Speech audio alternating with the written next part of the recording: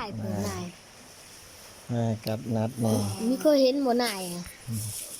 ทำลงเฮาอีก ขนมนี่เด้อเอามาก่อน พาก่อนบักมันใหญ่ น้าตัวข้ามเลย ขนมเด้อนี่เด้อขนมเด้อเด้อบ่ เฮ้ยมีข้าวมีแกงที่ข้าว นี่นะ ใช่ หกพัน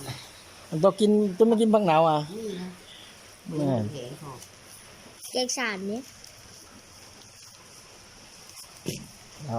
ไม่ได้เฮาเลย ถ่ายเออวิดีโออ่ะมึงก็ เออ โอ้โหผมมี อย่านั่งพ่นยืนพ่นไล่ชิ้นสาร มึงก็ จำใจเก่งเลยแห้งดีสีสารปลานั่นปลาแรงเงินตุ้งอ่ะปลาแรง ปลาแห้ง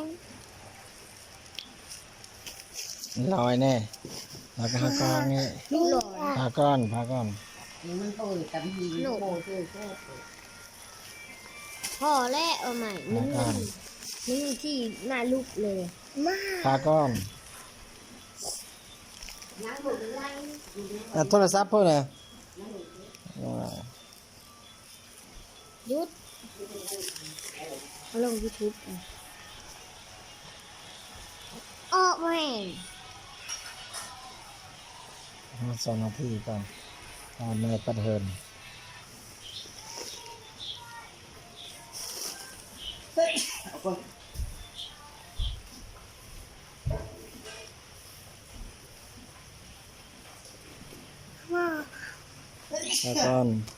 พาก้อนลอยพาก้อน